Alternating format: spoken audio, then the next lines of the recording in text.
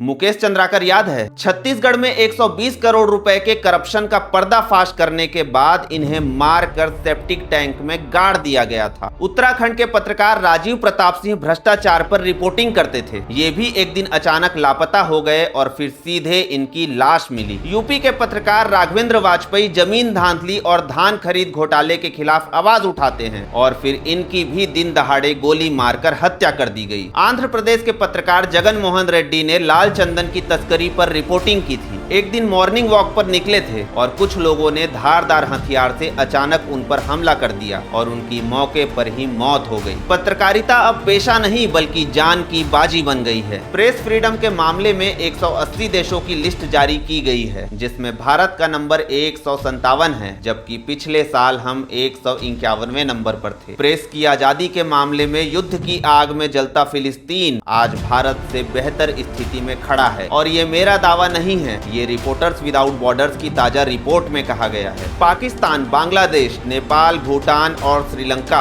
ये सभी देश हमसे बेहतर स्थिति में हैं। रिपोर्टर्स विदाउट बॉर्डर्स का कहना है कि 2014 के बाद मीडिया का चेहरा बदल गया है। खबरें अब न्यूज रूम में नहीं बल्कि कुछ बड़े बंगलों में तय होती है। मीडिया का मालिकाना हक अदानी और अंबानी जैसे कुछ उद्योगपतियों की जेब में है। युवा पीढ़ी इन न्यूज चैनलों से इतना परेशान हो चुका है कि अब खबरों के लिए सोशल मीडिया पर निर्भर है। इस रिपोर्ट में मेन स्ट्रीम मीडिया के लिए साफ साफ गोदी मीडिया शब्द का इस्तेमाल किया गया है। प्रधानमंत्री प्रेस कॉन्फ्रेंस नहीं करते, गोदी मीडिया में सिर्फ उन चेहरों को इंटरव्यू देते हैं जो चाटुकारिता में पीएचडी कर चुके हैं। पता नहीं आप लोगों में से कितनों को याद है, मई 2019 में चुनाव प्रचार खत्म होने के बाद मोदी जी ने एक प्रेस कॉन्फ्रेंस में हिस्सा लिया था, लेकिन उन्होंने किसी भी पत्रकार के सवाल का सीधा जवाब नहीं दिया और सभी सवालों के जवाब अमित शाह देते रहे। मेन स्ट्रीम मीडिया में कंट्रोल के बाद अब सरकार की नजर सोशल मीडिया पर है। सरकार ने आईटी नियमों में बदलाव किया है, जिसके बाद अब आपका फेसबुक और यूट्यूब भी निशाने पर आ गया है। नए नियम कहते हैं कि अगर सरकार को कोई पोस्ट पसंद नहीं आई तो उसे 3 घंटे के अंदर हटाया जा सकता है। इसे फेक न्यूज रोकना नहीं कहते, सच का गला घोंटना कहते हैं। अगर युद्ध झेल रहा गाजा भी हमसे बेहतर है तो हमें सोचना होगा कि क्या हम सच में आजाद हैं या बस आजादी का भ्रम पालकर बैठे हैं।